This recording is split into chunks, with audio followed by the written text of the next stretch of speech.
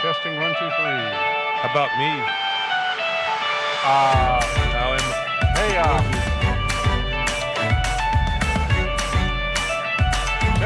test. We can't hear.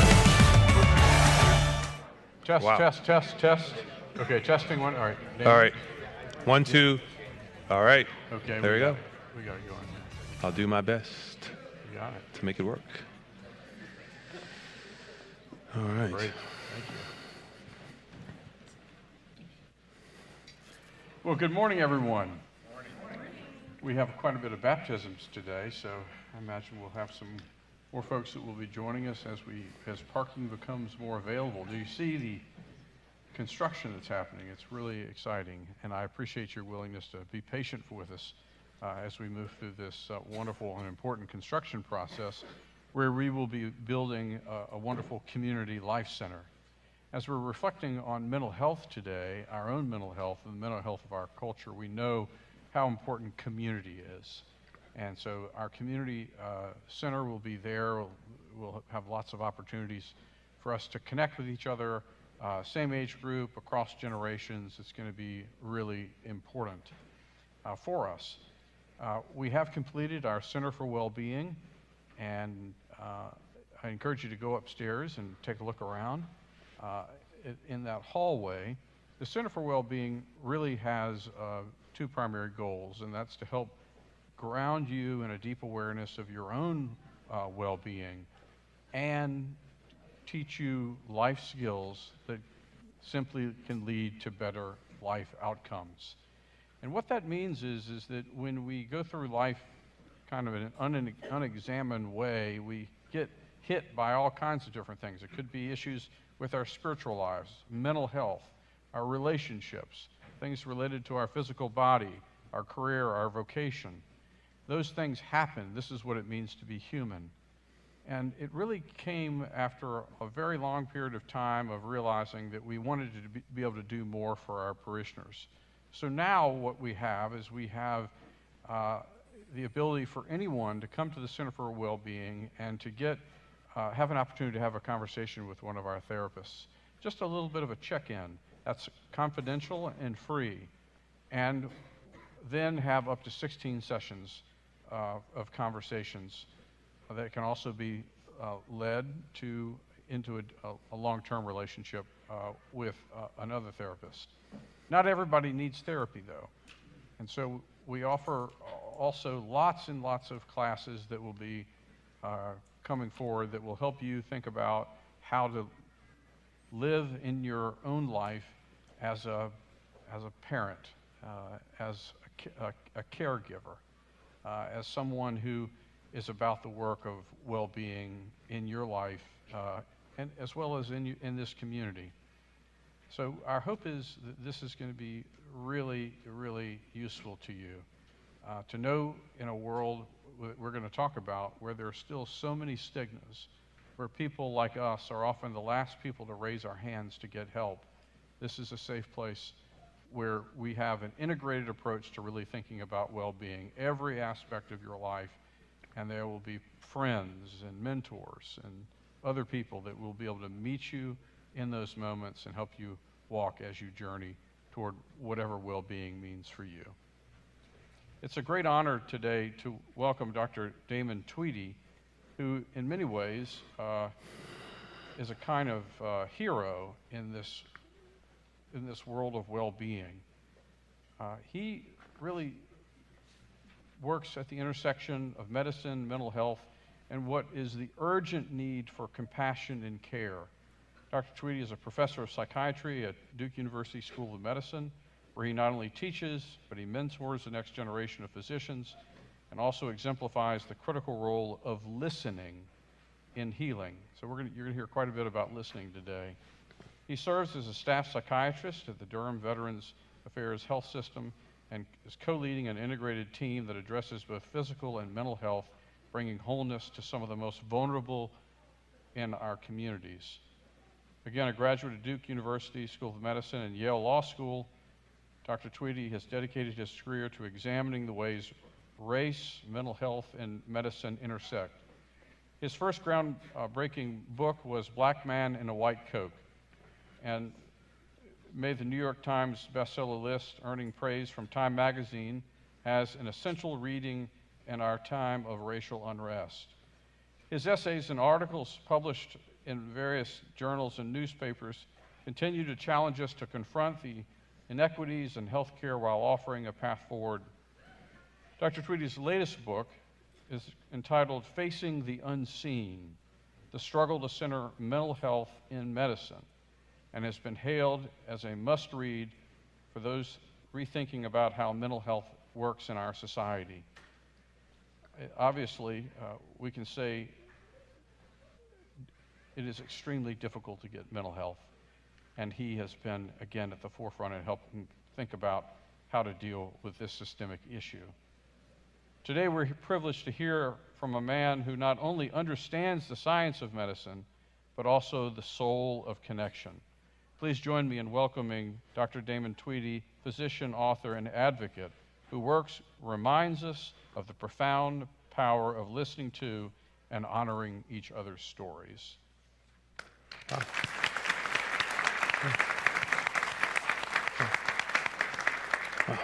Well, I always like to start off with your early life. Right. And when did you think that you wanted to be a physician? Did you have physicians in your family? Did you feel pressure to become a physician? Not at all. So first of all, just thank you for, that was a great introduction. Just, you could tell you put a lot of thought into that. Thank you everyone here for taking time out of your day to come listen to me talk a little bit. So not at all. So I think it happened in high school, but I wanted to kind of give you a little bit more before we kind of get to that, so in medicine, we do this thing called family history, right? And a family history is typically something disease-oriented. We're thinking about, is there someone in your family who has heart disease, cancer, an addiction problem, suicide? It's always sort of framed in that sort of biomedical kind of way. But I like to think about family history more sort of like as an opportunity to really understand someone's kind of place in this world and how did they get there, right? And so I'm going to give you a little bit of kind of my own sort of family history to sort of how I got here. So yes, I have family history of diabetes and heart disease and cancer, but I also have this other family history that I think is really important, and it's often lost in this world of medicine and biomedicine that we sort of deal with. And so my family history kind of goes back, we can go back to about the 1860s, around the end of the Civil War, as kind of far back as we can go. And so on my dad's side of the family history is about like military service in this country. So my grandfather was actually in World War I, and at the time, of course, was segregated service, and he was in France, and the job of black troops was to sort of dig these mass graves and to just pile the soldiers on top of one another, and that was my sort of family history in some way. And then my uncles, I have three uncles who were in World War II. In the South Pacific, and so that's a big part of my family history. My dad was also in the military in between the Korean War and the Vietnam War, and I had an uncle who was in the Korean War. And so I had a couple uncles who struggled with mental health issues after their time in the war. And so people that you might see on the street one of my uncles was homeless and had alcohol problems, and sort of that was the end of his life, was in a very sort of terrible way. And my dad always talked about how bad his care that he received was. And so a big part of once I got into medicine was that I wanted to serve and help veterans, because that was a big part of my family history. And so that's why I continued to work in the VA health system for many years, despite its challenges and pros and cons. That's been part of that family history that I talk about. On my mom's side, the family history was, so my mom was, She attended the March on Washington in 1963. She has that pen, and she talked about the story of how her employer didn't want to let folks go to that. It was like a integrated setting she worked in, and how her boss didn't want her to go. and they sort of had this little mutiny, and they all went to the march. And she has that pen, and so that's also part of my sort of family story. And I grew up in the kind of the post-civil rights world, right? So my parents had gone through all these. They lived in segregation, and they're still living, and that was their life, and they tell these stories. And so, but I was in, a world where there's more promise, right? And I was a student who was so my family's very blue collar. So my dad worked at a grocery store, like I don't know, like a Food Line or Kroger or somewhere in North Carolina. So you guys know those stores, right? And some Harris Teeter. So he was in a store like that, and he worked in the meat department, and that was his work. And my mom was in kind of administrative, secretarial kind of position. And so my brother, who's older, was the first generation college student. And he sort of set the idea that you could go to college and you can sort of have this promise as a sort of in this world. Now that doesn't mean there weren't a lot of challenges, right? There were lots of challenges navigating that bumpy road. We grew up in an all-black neighborhood, and we were bused to a school in our district that was 100% white. We're talking absolutes: 100% black, 100% white. And so there was, of course, lots of challenges in that space.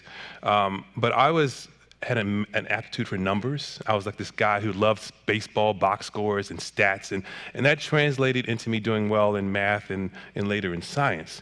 And so that was sort of how my trajectory sort of got to this path. And I tested into a science and tech magnet program in high school. I want to come back to that at the very end because it's really important about how do we move things forward. But anyway, with the help of some people, I got into this program, and that's where I began to see that, a different way of visioning my own space in the world, and that maybe I could do something in science and medicine, and science and math, and medicine sort of became the sort of natural extension of that, because in college, I had never met a black physician up until this point. But when I was in college, I got the opportunity to meet these cardiologists who was affiliated with Johns Hopkins at the NIH, and he really kind of said, wow, this is something that maybe I could do. And it seemed like a lot of promise that I could sort of, help people, help my community, but also help the broader world in this sort of way. And that's how it all kind of happened. I'm skipping a lot there, and I want to come back to some of that at the end, but that's sort of the story. I do want to come back because you said it was a natural evolution in many ways. It was, but there were a couple of stops along the way where things could have gone a different direction. And I sort of wonder if you could tell that story about how you were go in the direction of either orthopedic surgeon or cardiologist, and you met with a particular person to talk about maybe taking a next step, and he had some different thoughts for you. Yeah, so he introduced me as a psychiatrist. So let's just kind of say that when I entered medical school, that was the very last thing I ever thought I would do. I grew up in a family where in a community where, mental health is something that you don't just go talk to somebody about. Like my grandmother one time my grandmother, someone from her church suggested that maybe you're a little stressed out and too high strung, and maybe you should kind of talk to somebody about that. And my grandmother's like, why on earth would you pay money to sit and talk to some stranger about your problems? Like, that's crazy. Right? That's crazy. That's crazy. Yeah. Right. So that's my grandmother's orientation of the world. Right. But what's ironic about it is at the same time, though, one of her daughters, my aunt, actually, had struggles, right? And so she was someone who was prone to this kind of anxiety. She would be kind of not be able to function sometimes, and she would kind of get closed off in her room for a couple of days at a time. Now, in the medical world, we might say major depressive disorder and panic disorder. That may be our sort of biomedical way of looking at it. But in my family's world, that was well, she just kind of she needs to be stronger. And maybe she needs to sort of figure out how to deal with the world because the life's not fair. And so that's a very harsh kind of way in which a lot of people look at mental health issues, right? And so that's kind of, I embraced a lot of that. I come from we mentioned this last night, after I was about 5 or 6 years old, the idea that, as a man, that you would cry is well, you don't do that, right? It's just that's not what men do. And that's the world that I grew up in.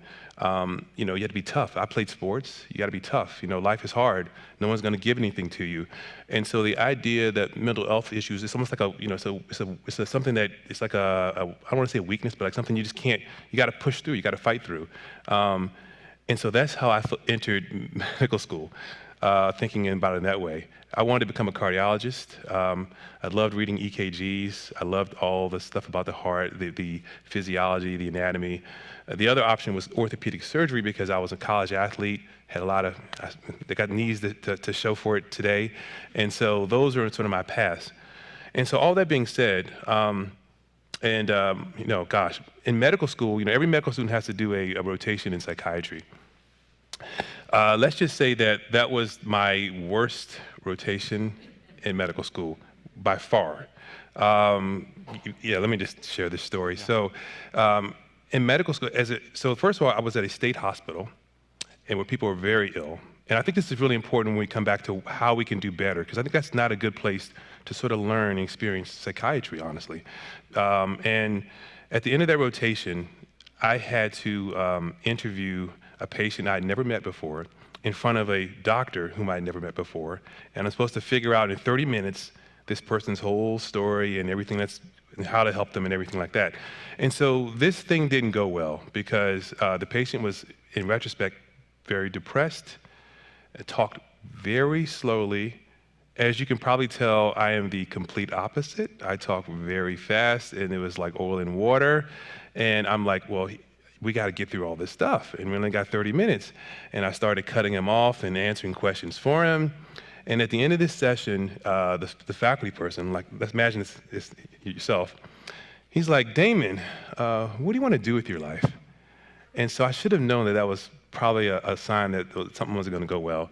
And then I said, I want to be a cardiologist or an orthopedic surgeon. And he's like, well, those are good fields, but you have to be able to talk to someone to be able to be one of those doctors. And based on what I've just seen the last 30 minutes, I'm a little concerned about that. And maybe you should work in a lab and not see patients. Wow. So you're a medical student and you're wanting to be a doctor, and this guy tells you maybe you should do something else. So that hit me like a ton of bricks. And so at that point, I still wasn't interested in psychiatry, of course, but actually I was like hating it at that point. But when someone criticizes you, what do you do with that? Do you get defensive? Do you externalize and say, well, no, you're bad? We do that a lot, right? But maybe there's something that person said that you could learn from. And so I took it to myself, like, maybe I'm not listening to patients. Maybe I'm too focused on this biomedical stuff at the exclusion of the person. Because medicine really does that. I mean, we can talk about how the medical culture really sort of furthers that sort of dehumanization of people. But I was very much bought into that. But then I said, maybe I can start to try and do a little better and listen to people a little bit more. And lo and behold, I found out that I kind of liked it after a while. And I was actually kind of decent at it, and people liked sharing. And so I kind of really got into it. That still didn't mean I wanted to be a psychiatrist, of course. I'm still on the cardiology path. And then the question that you led to was that one morning, I'm a medical intern, so I'm on this path towards becoming a cardiologist, and we get a call from the emergency department to say that there's a 25-year-old or so person who's in the ER, and basically he's acting crazy. This is their words. But we need to do a medical clearance for him. And what that means is you need to make sure that the reason he's acting crazy is that there's no sort of physiological problem, like he's not having some sort of brain infection or some sort of, blood sugar, being really high, or some sort of neurological issue, right? You want to do this medical screen. And so that's a common thing in medicine. And so I go down to the ER, though, and I see this young person, and I get stopped in my tracks because, whoa, that's, so-and-so. And I know him. And why is he here? Because I knew him as a young person, as a college student. He was very bright. He was, at the prospects of wanting to become a lawyer and a politician. He's super intelligent, super vibrant, social. And now he's acting like this. And how can I make sense of this? Because the way in which I'd been introduced to psychiatry was like, well, people who are in that state are somehow different. It's like an us and there's a them. And people who are homeless or in prison, they've done things or something's kind of wrong with them, and they've always kind of been like that. And I'm in this safe world where people aren't like that.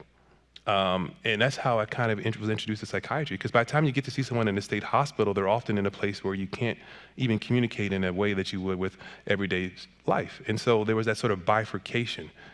And then, but here I am in this ER seeing someone that I know one way. I've known him as this, this one way, and now I'm seeing him in this other way. And how do I make sense of that? And so it was such a powerful moment to be there and to see that distress that he had. And to try and make sense of it. And then, he comes to our team overnight because we have to because he had his blood pressure was really high, and we had to make sure there weren't some other medical reasons why he was having this mental distress. I called his mom, and the idea, it's such a thing with mental illness, where people they want you to find some other reason why this person's acting the way they are. Even though some of those, like for instance, you could have lupus, or you could have cancer, a brain tumor, and that could explain a mental health issue, and those things actually would probably be worse. But oftentimes, people would rather have something like that they could hold on to than this idea that their relative has some amorphous mental health problem. You could sort of hear that pain in her mom as I talked to her. And this points to stigma, which I want to get to Huge. in a second. Yes. So that was the beginning. That was the beginning. But I want to really go to this story about how you thinking of it was a stigma, and then you yourself had an experience where you had to go see somebody. Right. And could you just give us a background on up to this point? Right. It was work hard, achievement, success. You're at a flagship medical school. Choice of both helpful and lucrative careers. Right. You have an experience yourself, and tell us what's happened where you have to go for the first time. Right. Yeah. So you go right to it. You don't mess around, do you? No. So so that initial experience I just described was kind of what began to lead me on this path to thinking about psychiatry. It wasn't like an overnight thing, but that led me on that path. And so towards the end of my intern year, I'm already sort of in this path. I'm going to transfer from the medicine program to the psychiatry program, all at Duke. And so this one day, as I mentioned earlier, I grew up in a world where, as a man, you don't cry, you got to be tough. Life is not easy. That's the world I grew up in. Like, I've never seen my brother cry. Only time I saw my dad cry was when his younger brother died at his funeral. And that's kind of it, right? And that's the world that I kind of have inhabited. And there's this one night in internship year. The internship year is really hard. There's no two ways around it. But I was thriving for the most part. But then one day, things just sort of kind of came undone, and I couldn't understand why. It was like towards the end of the year, there was a night where we had a bunch of admissions. It was like after a snowstorm, the hospital kind of closed, and then once the snowstorm kind of eased off, there was like this flood of people that came in. And we had so many patients that came in that one day. And then one of the patients was a guy who had an alcohol problem. He had liver disease, cirrhosis, and he had significant, what we call ascites in medicine, and you had to drain the fluid off of his abdomen. And so there's like a procedure you do. It's called a paracentesis.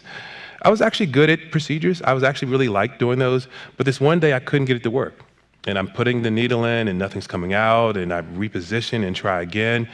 And I just like, I can't believe I can't do this. I was sort of like, I can't believe I can't do this. And there's a sense of like failure in this one moment.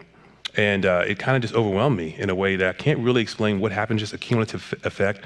And then I went to the workroom after my resident sent me off to the workroom because I couldn't get it done, and he said he'd get it done.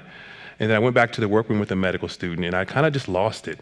I had a clipboard in my hand, and I flung it across the room, and I uttered some words that I don't do in everyday life and certainly wouldn't do here. And I was like, I can't believe this happened to me.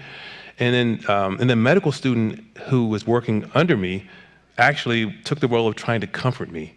And he said, yeah, I know intern year is hard. My sister's an intern. And so it was inverted. I'm supposed to be helping him, and he's trying to help me. And I knew this is madness. And so the next morning I went to my chief resident, and I sort of told him what happened because I was worried that word would kind of get out, that I had sort of kind of come undone. And he starts talking to me, and he says, Damon, I'm worried about you. Or, and I'd like, whoa. And he said, maybe you need to take a couple days off. And I'm in this mindset that, you have to be perfect. You can't show weakness. You can't show anything wrong with you. And it just sort of like, just kind of hit me that, maybe I had, I'd got to reach my limit. And then I started crying. And I hadn't done that. I'd only cried twice since I was 5 years old, probably. Once was in senior year of high school as a basketball tournament. And I had a chance to make a three-point shot that would have put the game in overtime. I missed it. But you see on TV, you see grown men crying in those so it was kind of still socially acceptable. So I did that. And then once in medical school, my grandmother died at her funeral. And that was it, never ever. But this one day here, I'm in this office crying.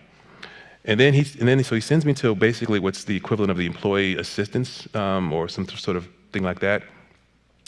So I'd never been to a mental health setting at all, ever, right? Even though at this point I'm already thinking about psychiatry, I still don't think it's for me, right? I don't need that. Like, I know other people need it, but I'm strong and I don't need that because I'm, this whatever, right? And so it hit me, and then I go into the room, into this clinic, and this is the shame where stigma can kind of really hit you. So I walk into this clinic, and this is like the following day, and I'm dressed casually, and I walk in, I realize, whoa, I'm in a place where people have mental health issues. And so I had on a hooded kind of coat, and I put the hood over my head as I walked in because I was ashamed that someone might see me. And it's like, wow, I can't have anyone see me.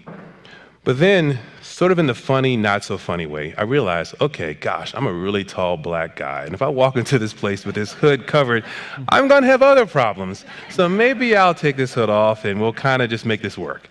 But then as I walked into the space and I saw, it was a licensed social worker, that was the moment in which I really realized the vulnerability that patients experience. Despite all the people I had seen at this point, I never really appreciated it. Because here I am, I walk into the room and there's this therapist, and he's in a place of judgment, and he has a sense of power over me, and I don't know what's gonna happen. I've worked so hard to become a doctor, and maybe he's gonna say that maybe I'm not cut out for this, and he could take it away. I didn't know. These are the thoughts that were coming through my head, and I realized how hard it is for patients to come see someone. How much bravery it takes to be able to sort of be open to yourself and to leave open to a stranger, like how powerful that is. And so I've always kept that moment with me in my rest of my life as I see patients. Like I know the vulnerability that they may present when they're coming to see me. And there's that dynamic of because a lot of times in medicine, you start to feel like you're the victim. It's so hard, it's so much stress, and you realize in that moment, no, the person who is coming to see you is the one that truly is so vulnerable, and you have to honor that. And so that's what I learned from that experience. And so it was an eye-opening thing. So here I am, the doctor, thinking about healing everyone else and not being willing to think about how to heal myself. And that was sort of that lesson in that moment. Does that resonate with anybody here? Maybe some of you may be physicians, but does that resonate with the stigma? Oh my gosh. And you can't go tell anybody. Yes. And so you don't, and then the rest builds up, unfolds. Yeah. And that's why we've been so focused on having therapists here where it's completely confidential. Now we have like 5 different entrances where you can walk in, nobody see you. Don't have to put the coat. Don't have to put the hood on, yeah. Well, that's a good thing. And where it's free and you can sit and talk. And then I see the blues that are here who have worked so hard to be able to create every kind of thing imaginable that seeks to address so many core issues that our community is facing. And takes people now, Bill, of about every age, teenagers, adults, as well as veterans, and has created a place of healing and conversation for those who may have short-term issues that want to get checked up on, but also those who need intensive outpatient and intensive inpatient care. So we have some real heroes in our congregation here today. And we thank you all and your board for all that you do.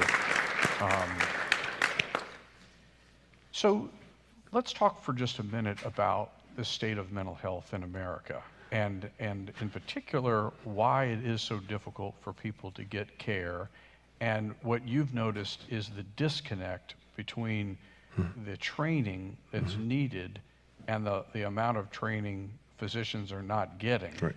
Where those gaps might show up when we show up in the doctor's office, and where a conversation about mental health might not even happen. So in other words, if you're a person who's not plugged into a therapist or a psychiatrist, it's possible that if you have a mental health issue, that's never going to be discussed. So tell us a little bit about kind of the state of mental health care accessibility, the conversations that either have or don't have, and kind of what you see as steps that we as a community need to take while we're still dealing with both stigma and scarcity of availability. Yeah, there's actually a recent one of these, like, it's called West Health and Gallup. They do this survey, and so about 30 to 40% of general medical visits, primary care visits, the mental health issue does not come up at all, right? What percentage? About 40%. 40%. Does not even come up.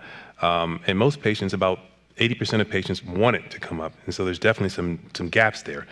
So my wife is a primary care physician. And so she's really on the forefront of what you're just getting at. So if she has a patient in her office who needs to see a cardiologist, like what I thought I would be, it can happen pretty straightforward. She has someone who needs to see an orthopedic surgeon for an issue, it can happen pretty straightforward. It's not too complicated.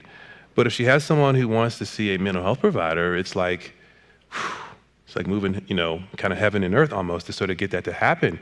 And because it's like a kind of a community, it's like a more sort of a smaller community, not a lot of resources in that same way.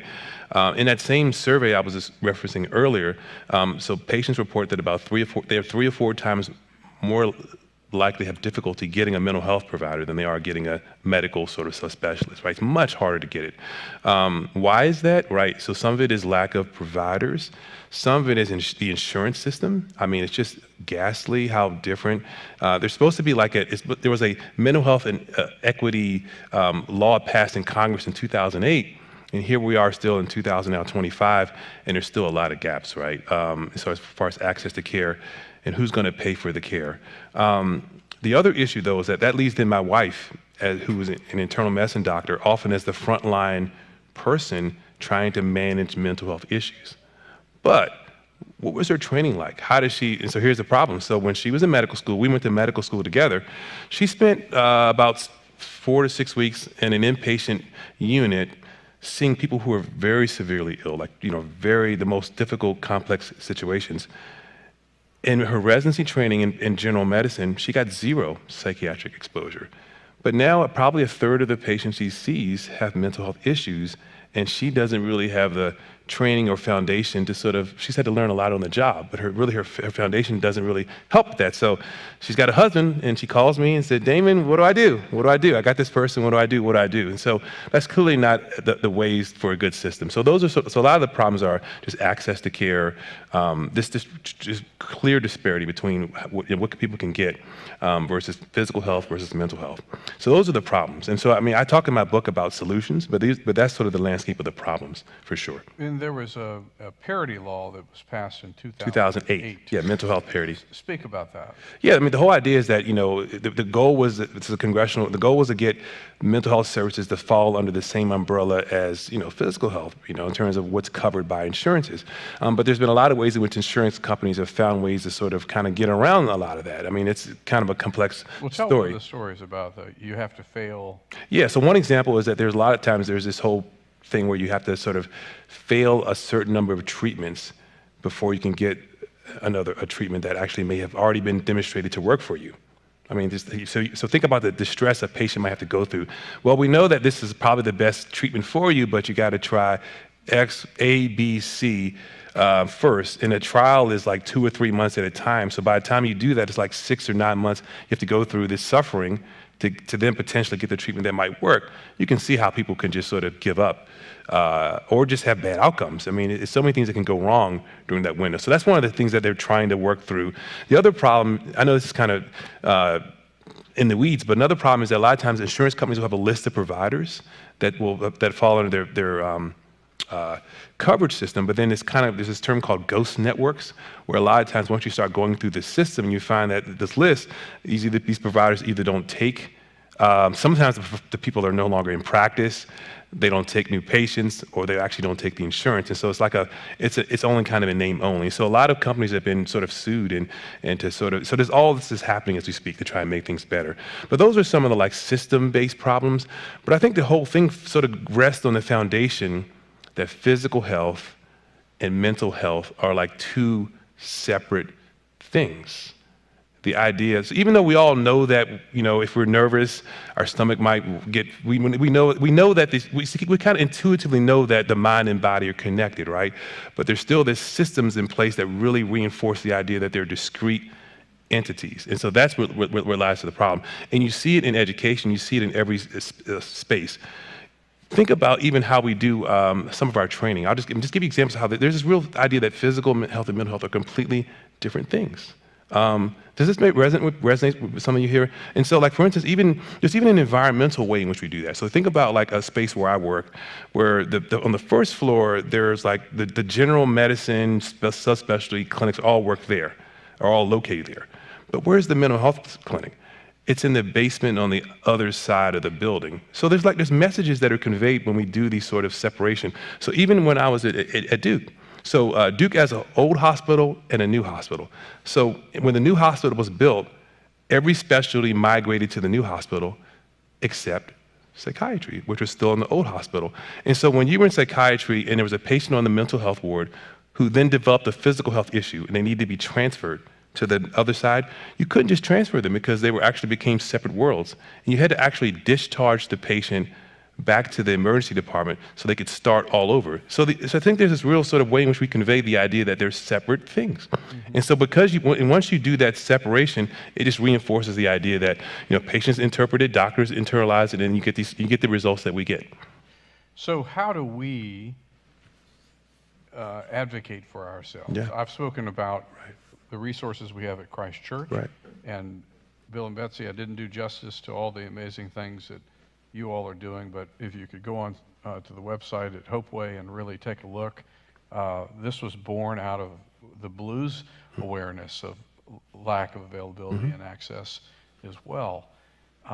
But here we are, and we're not physicians. There are some physicians that are here today. Thank you for being here today. But how do we advocate for our own mental health?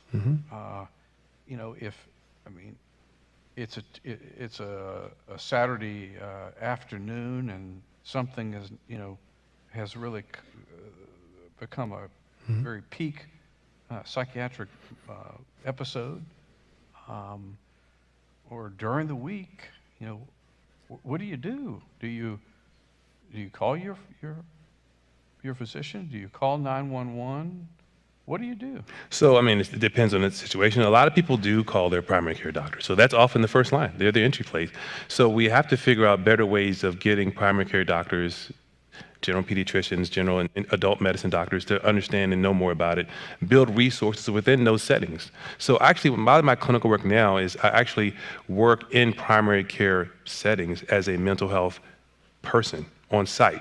And so what that does is it kind of helps disabuse people of this idea that they're separate things. So a person can come to their primary care doctor and having a bad day. They'll either call in or they'll come in, and I'm right there. Me or someone in my team are right there. And so we can really help on them in the moment. So that's one way in which people can access care.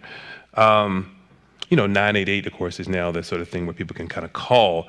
But even one of the challenges with 988 is how do we then link that to actually the actual the call and the crisis can be really important, but how do we then link that to actual services after the fact? And that's one of the challenges that we're sort of happening now.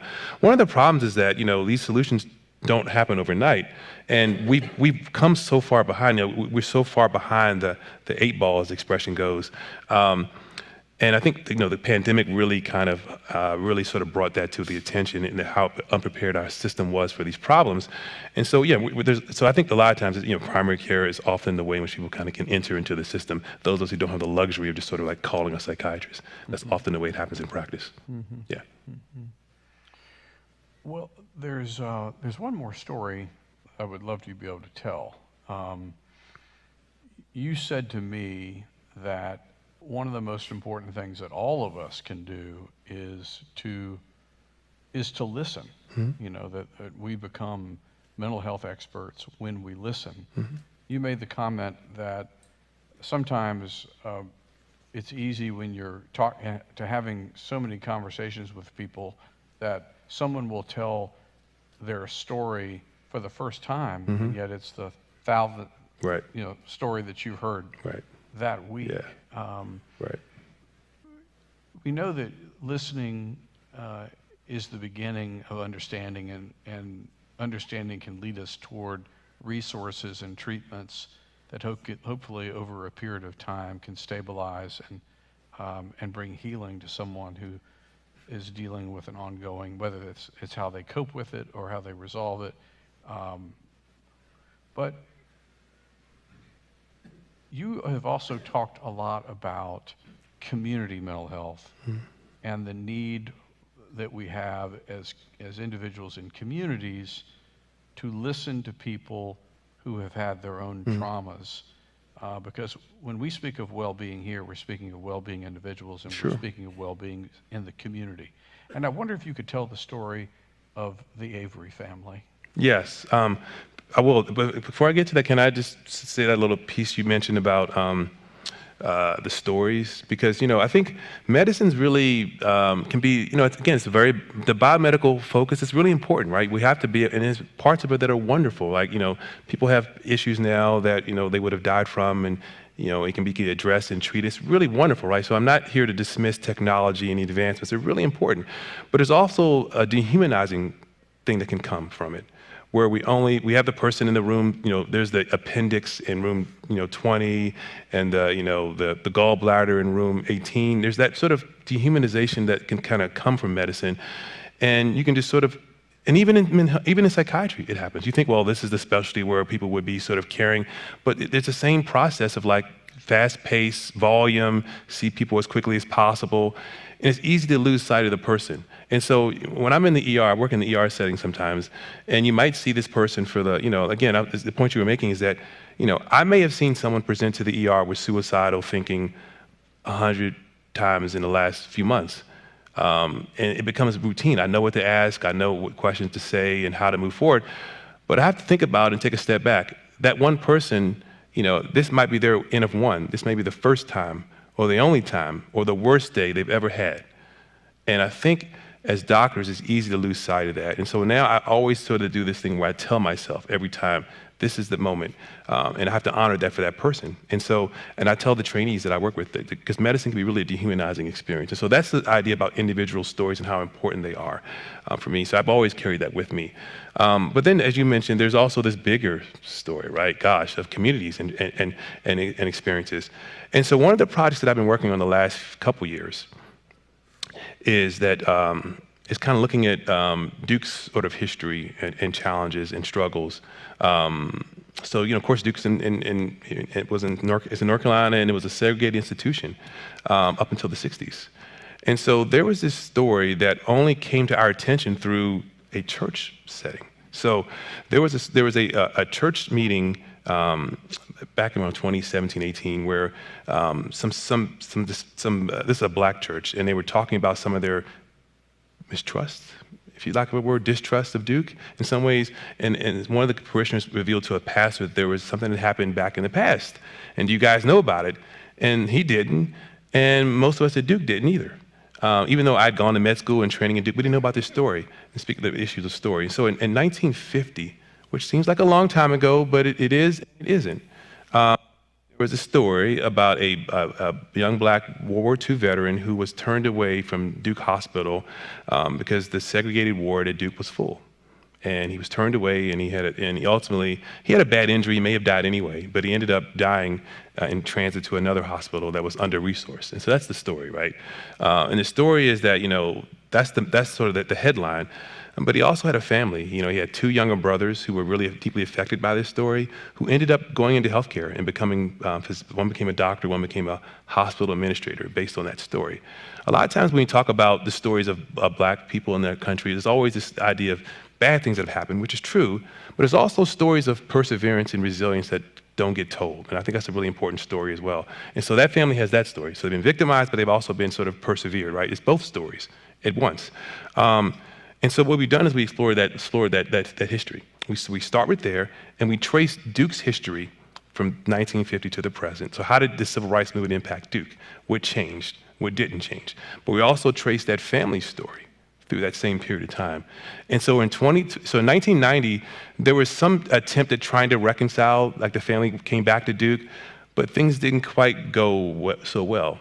We don't know, this is pre-internet. It's hard to even imagine it now, but it's pre-internet, pre-email.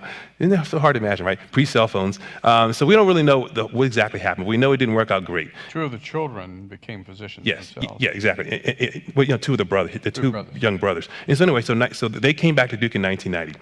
And so it didn't work out so great. So here we are in 2022, and it's like, well, maybe we can sort of make some kind of connection back again with this family about this story and this history. And so I make the call from Duke. And I'm like, and I reach out to a couple of the sort of descendants who are still living. Hello, I'm from Duke. And they're like, why are you calling me? What is your agenda? What are you trying to get from this? And there's a lot of distrust. There's a lot of sort of almost hatred, venom built up towards our institution. And why is that, right? That history. And so what we did is it took a lot of work, a lot of listening. And so once we made a connection with this family, they agreed to open up, and so we invited them back to Duke. And so what I didn't tell you is when that gentleman died in 1950, he left a wife who was 8 months pregnant, and his daughter was born the following week after he died.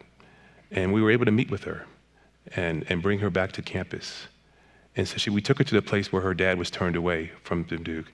We took her to the place where he died. And she talked about how healing, you know, that experience was for her, and we interviewed her, and we put together this whole sort of podcast that'll be coming out in, you know, actually next month. It's a whole sort of series, sort of talking about tracing Duke's story from the past to the present. And what you learn in that process is just the pain that people have, you know, and how much they just wanted some sort of acknowledgement that this thing happened, and that we're trying to move forward in some better way. And I think a lot of times it's hard. It's a tough story because when you talk about stories, it's hard, right? You don't want to unmask trauma. You don't want to make them worse off than they are, but you also don't want to reveal your own sort of darker sides as an institution, right? It's hard to sort of do these sorts of things, but it's really important, I think. And so that's kind of where we are with that project. Mm-hmm. Yeah. And we've spoken about sort of the hidden toll of racism in mental health. Yeah. I just wonder if you could speak a little bit to that, and you made a comment you might want to share with me about last night about what it's like to come into spaces yourself. Right. Let me tell you about just, you know, so like, I think the mind and body, we're only beginning to really understand the linkage, to be honest with you. So let me just, this is the end of one story. It's not a scientific study, but I think it's something that's really interesting to think about.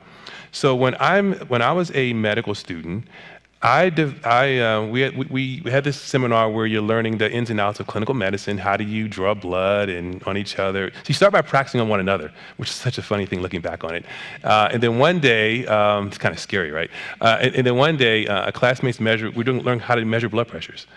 And a classmate puts the thing around my arm and measures it, and it's really high.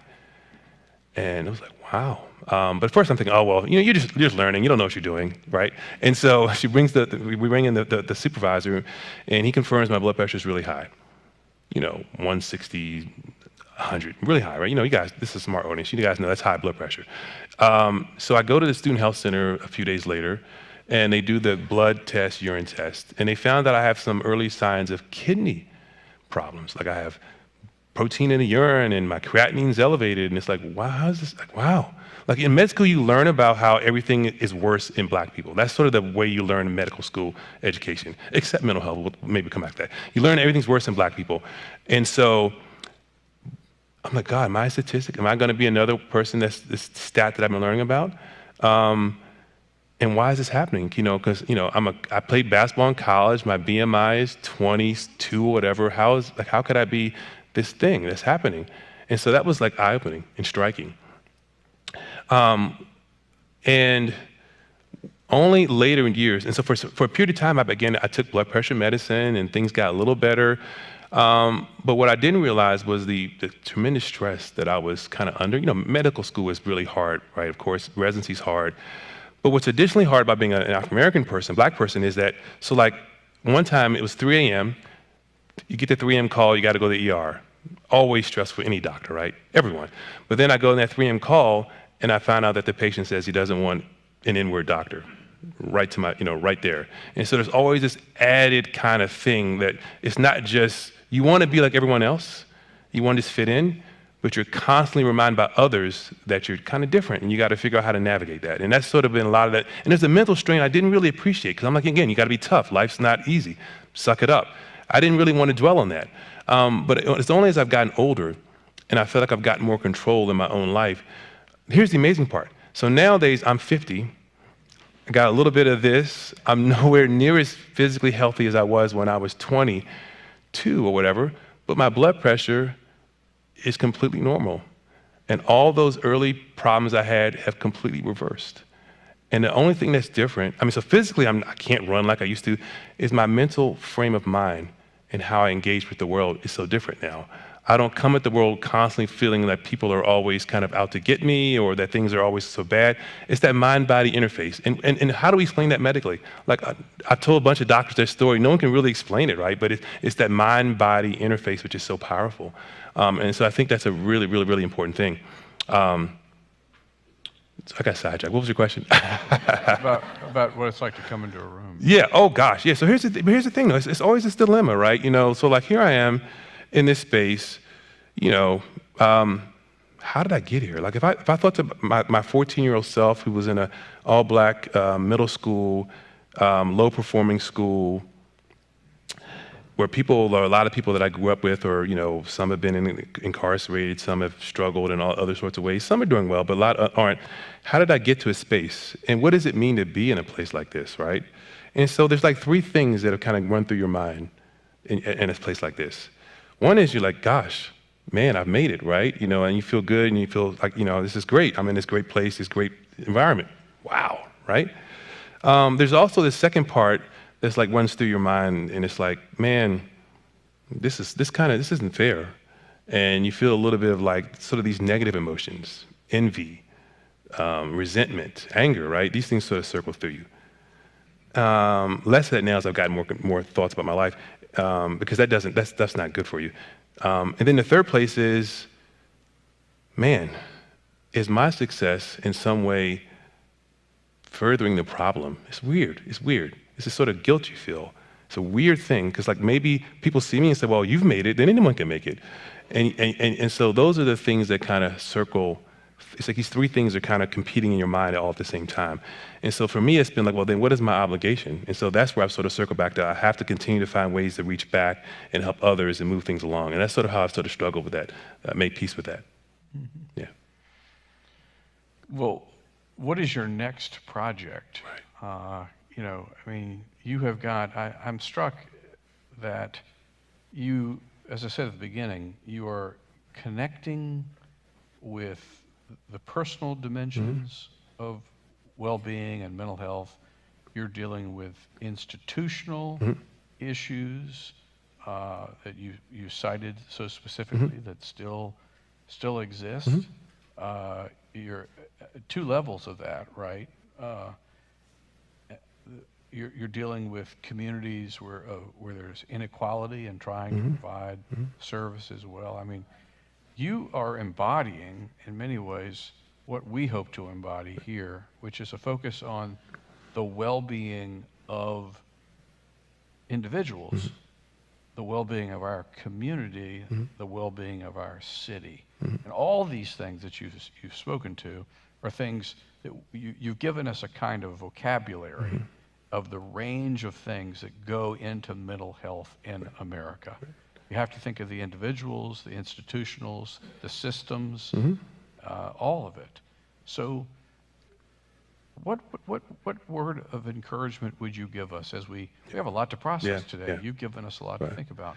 What word of encouragement would you give us as we continue to take bold steps in both caring for individuals and also seeking to provide well-being for our city, particularly among people, black and brown, people who have, as you named, a particular kind of challenge in addition to the biomedical, biophysical issues? Yeah, so so my life's kind of divided into three components now in terms of the professional side. So, I told you I work in this sort of VA setting where I'm like integrated care. So like, how do you get mental health and primary care working together simultaneously? So at Duke, I'm really involved with teaching the next generation of doctors. So I have this course that I teach. It's like kind of like psychiatry for the doctor who's not going to be a psychiatrist. I got to come with a better, that's a mouthful, but I got to work on that, right? So anyone creative types that can help me with that, I need some help. So I'm working on how do we help doctors who are going to be pediatricians and obstetricians, how do they appreciate the value of mental health and give them a better framing? Because in medical school, again, it's very sort of like disease-oriented. And I'll give you an example. So like, I had a medical student some years ago who was in my course, but previously his psychiatry rotation was in an inpatient unit, and he saw this woman who was very severely ill, and she had schizophrenia, and she was on all these medications that you use for schizophrenia. And 6 months later, I took him, just by happenstance, he was in his class, and it was a class where we were focusing on sort of like other ways of thinking about mental health care. And I took him to something called a clubhouse, and clubhouses are places where people with severe illness, are kind of treated more as whole people and not just sort of disease states. And so they get learning on how do you vocational training and social support and education furthering that. So he saw in this place where I took him to in the class, he saw that same woman just by chance that he had seen 6 months earlier. And he told me how he couldn't believe how much better she was. Because you're conditioned to only think about people as ill when you see psychiatry in a medical school setting. But she's a whole person on a larger journey of life, and he saw that, and it sort of blew his mind. And so I think what that means for me is, there's this quote from Dr. King that I really like. He's so quoted, there's a million quotes you could pick. And so I like it just because I think it really echoes how I see myself in my life. He says, if I cannot do great things, I can do small things in a great way. So, the world is, so complex, infinitely complex. We're just here in this one finite period of time. We can't change all the things that have come before us. But what can we do, right? We can think about what is our sphere of influence? What do we, and all of us, it's our own families, but it's our jobs, our communities, church, faith, all these things. What can we do, right? How can we impact people in that sphere, right? And so the challenge, I think, for all of us is how do you think about how can you help those in the world who might be struggling to see themselves in a space better than where they are now? Because it's so common for people to be in a space where they're struggling. They think that this is all their life, this is all life is, this is all life can be, and they get mired in that sort of sense of negativity, whatever it may be. How can you help envision that person in the moment and help them envision something else for them? That's certainly my challenge as a doctor, but that's your challenge if you're a teacher. Like, how do you do that? How do you help that student see a different place for themselves? Now, I had a teacher when I was in 8th grade. I thought at that point in my life I was going to be like, I don't know what I thought I was going to be, but I never imagined I could be a doctor or a writer. I was the kind of kid who would avoid reading books. I'm like, why would you read a book if you could just watch it on TV? Like, that's my frame. That was my frame. So, but I had a teacher who actually encouraged me to take a test to get into a magnet program that I mentioned in the beginning. When she first offered me that opportunity, I totally rejected it. I'm like, there's no way. I'm not. That's not cool. I'm not smart enough for that. There's no way. All this negative self-talk. But she was able to see a different vision for what I could be beyond that. And I think that's the challenge for all of us. And that put me on the path to success. And so how can we do that in our own lives? How can we help people see something beyond where they are now? And even if they don't accept it in that first moment, it doesn't mean that you give up. Because, there's so much mental baggage that kind of comes into people being where they are in that moment, and it takes work to listen to help them get to this other space. So that's my charge for all of you, today. And the last thing I'll say is, again, the world's complex. It's been this way for, there's so many things that we can't snap and make it all well, but how can we leave it a little bit better, right? How can we leave it a little bit better than how we came to it? How can we build on that? I think we owe it to those of us who came before us, who fought that fight.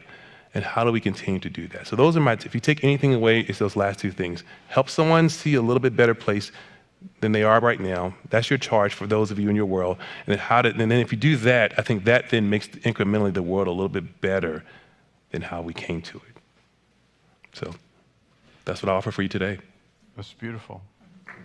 Thank you.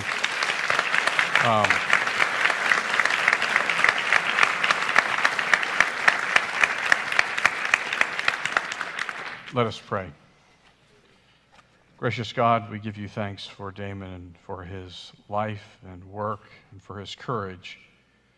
And we ask you to give us that same courage to see well-being not just in terms of how we're doing, though help us to see that. Help us to advocate for ourselves, for our families, and for one another in a challenging time when it's often difficult to find mental health. But help us also to realize that we can't be well unless our community is well. To do our part in all the places and spaces where we occupy and have influence, to advocate for a bigger vision, for a more whole society, where we can finally give thanks that we each know in our own way the power of healing. Amen. Yeah. Thank you all so much for coming today. Thank you so much. Thank you. Thank you.